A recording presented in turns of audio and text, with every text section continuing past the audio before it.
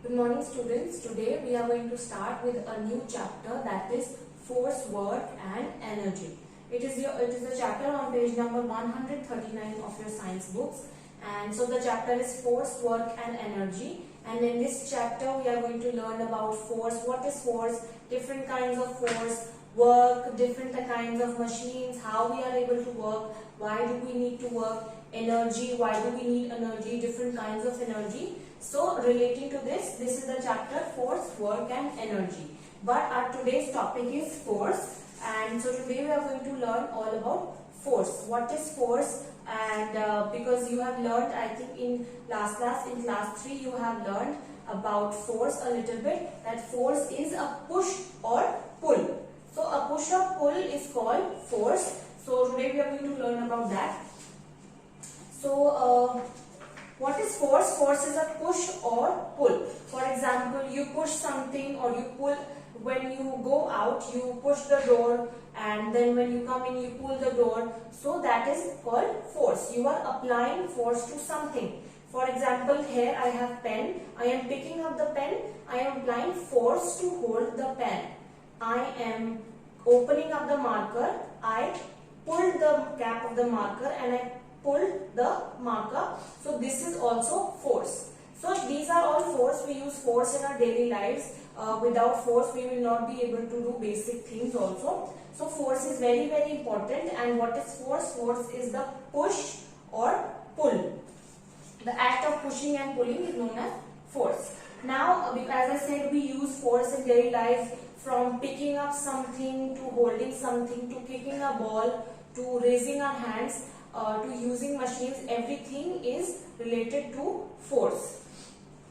And force can cause things. For example, here on page number 139, some examples are given that a force can cause things to start moving. Things can move because of force. For example, we walk. When we walk, we are using the force in our body and we are walking forward. So that is also force. We can stop moving. When we stop, we force ourselves to stop. So that is also force. For example, there is a moving ball and then we stop the ball. So we use our force to stop the ball. That is also force. And we can change shape.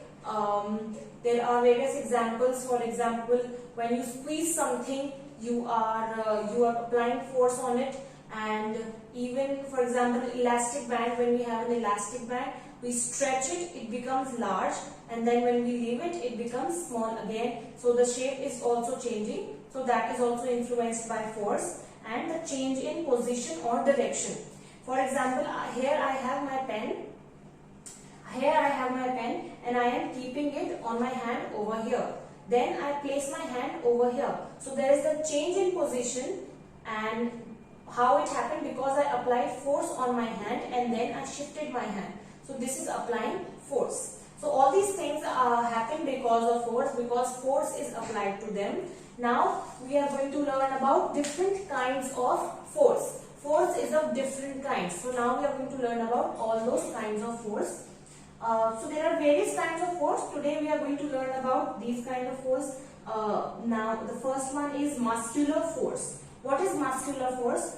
In the book it is given the force which is exerted by our muscles is called the muscular force. Please underline this line on page number 140. It is the force which is exerted by our muscles is called the muscular force. Exerted by means, which means it is done by us, that we apply the force on something using our muscles. For example, I am picking up this marker. It is because of the muscular force. I am using my muscles to pick up this marker. So this is muscular force. Or for example, I am picking up this bottle again. This is a muscular force. And when we are playing games, when we are playing football, we kick the ball again. Muscular force from the leg is being used. So that is also muscular force. So what is muscular force again? The force which is exerted by the muscles is known as muscular force. Now any kind of movement by our body can be done by muscular force. So now mechanical force. Mechanical force, as we can tell by the name, it is about the force that is exerted by machines. The force that comes out of machines is known as mechanical force. For example, when we see big, huge bulldozers or big, huge cranes lifting up things. For example, when a house is building, so the big, huge cranes, they lift up the cement or the bricks up to a floor. So a machine is being used. A machine is being used to lift up some material. So cranes, for example, bulldozers, tractors, they all apply a mechanical force. And even when cricketers are practicing, they have a special ball shooting machine which keeps on shooting ball at the cricketer, and they keep shooting the balls again. So these are also machines which use mechanical force. So mechanical force is the force that is used by machines. Again, here it is given in the mechanical force topic, and please underline this, that the force which is used by machine is known as mechanical force. Now elastic force. Elastic force, for example, here an image is given on page number 140. Here you can see that here this man, he is using elastic force so that he can go to some place using the elasticity of this pole. So this is an elastic force. Even when an archer they shoot with a bow and arrow, they use the elastic force from the bow and then they shoot the arrow. So this is known as elastic force. And even when we have an elastic band and we stretch it, it goes back to its place after we relax our hand. So it is also known as elastic force. Now gravitational force. It is a very important force, gravitational force. For example, when we throw a ball up in the air, for example, here I'm throwing this cap up in the air like this. What it does is it comes back again to the ground for one more time. So here I threw this here. It comes back down. It comes back again. It does not stay up in the air. So this is known as gravitational force. Anything which has weight, which has mass, if you lift it up in the air, if you throw it up in the air, it is bound to come back to the earth. This is known as gravitational force. The meaning of this is also written that it is because the earth pulls all the objects towards its center with a force called gravitational force. So the force which pulls all the objects with any mass towards its center, towards the center of the earth, is known as gravitational force. It is also known as gravity. For example, leaves is the biggest example is when leaves of fruits, they fall down on their own when they have ripened. So this is the example of gravity. It happens because of gravity. So this is it. Now here a question is given, the last line, page number 140, that why do astronauts float inside the spacecraft in space? Now because we have gravity, we are able to walk easily on the ground, but if we did not have gravity, we would not be able to walk, we would just be floating in the air. So the same happens with astronauts in the spaceships when they are in space, because space has zero gravity. There is no gravity in space. That is why they are not easily able to walk there. They have to hold something to be able to walk. So that is why they keep floating there. So the reason for this is because there is no gravity in space. So this is the gravitational force. Now we are going to learn about frictional force. About what is frictional force.